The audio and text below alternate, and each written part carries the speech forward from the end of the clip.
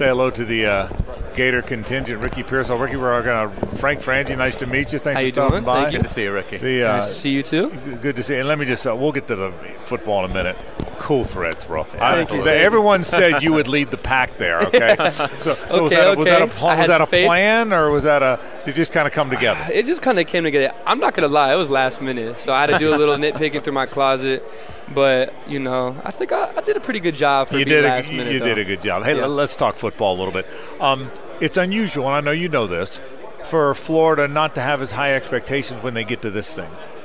I got a hunch, though, you guys feel a little differently about that. Mm-hmm. Is there a chip on your shoulder? Talk a little bit about the expectations for Florida compared to maybe y'all's expectations. I mean, I think all the guys in the locker room are aware of the standard that Florida has. There's a lot of history behind, the University of Florida and how good they used to be.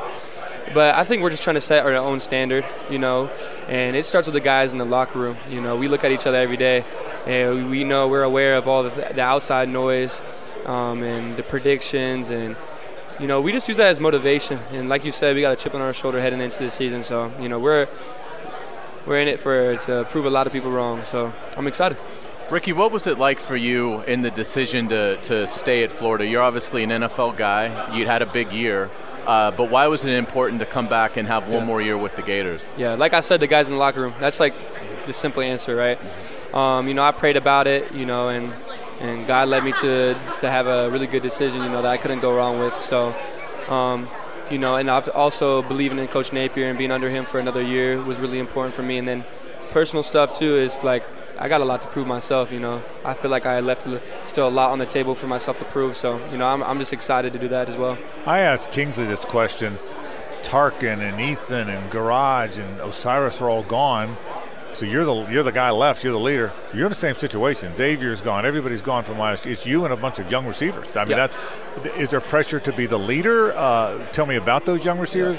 Tell me about that. Yeah, I mean, I don't really feel pressure. I think it's more natural at this point, just being an older guy and, them looking up to me as like being an older guy and more experienced.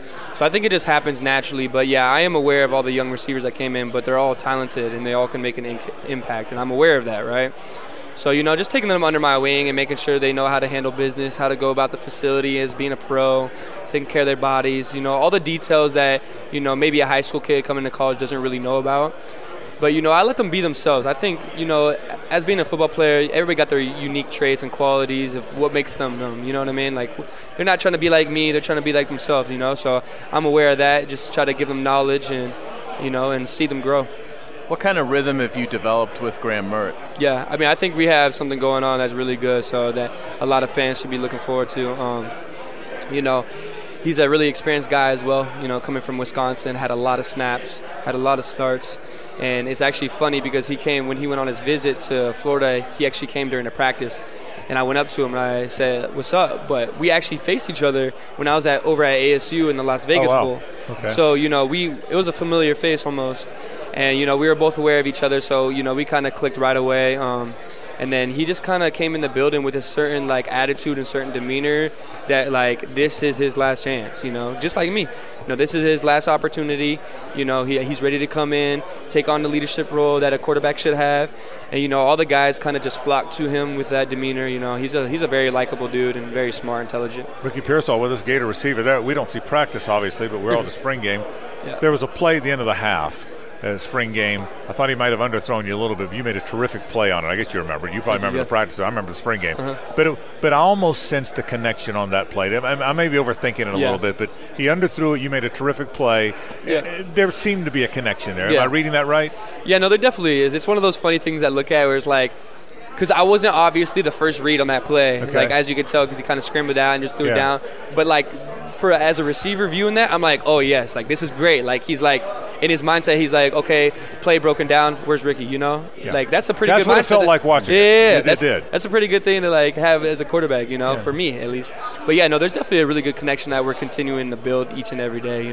It's about gaining that trust and getting that timing. Timing for a quarterback and receiver is extremely important for obvious reasons. So how continue to do that? Yeah, absolutely. How excited are you to get to return punts? Oh, I'm very excited. I actually was just talking about this earlier, It was at practice the other day, and we're practicing catching punts, and I was telling all the guys, man, I'm so excited to be able to, finally have a full year of punt returning, I think I only caught punts for, 2 games last year, so I'm just really excited to be able to do that. So. Final question, and I see a lot in. I call Jaguar games, so I see an NFL game every week. Mm-hmm. There's a lot of receivers in the league like you, guys that are slot receivers, at least by trade, can find seams in zones, can sit down in zones, can beat guys. You have to be thinking a lot about the NFL because I think you got a long career in the NFL. Mm-hmm. Tell me, how do you got to block that out and play? I get that, mm-hmm. But tell me about the goal. Yeah, I mean, obviously that's the goal. Just getting bettering myself each and every day. I feel like when you start looking towards the future and the past, that's kind of when you maybe like stress yourself out or psych yourself out, and it means. But I think like going on into this year, like I think I've done a really good job of really just examining my present moment and taking, just like football, you take play by play. So what can I do better in this moment? I'm in this moment talking to you guys right now. How can I speak about myself? So I think just taking each time for itself and not thinking too far into the future. But obviously I have my goals. Everybody's got goals. I got my goals written out on the front sheet of my binder of what I want to do. But yeah, obviously being in the league is my ultimate goal.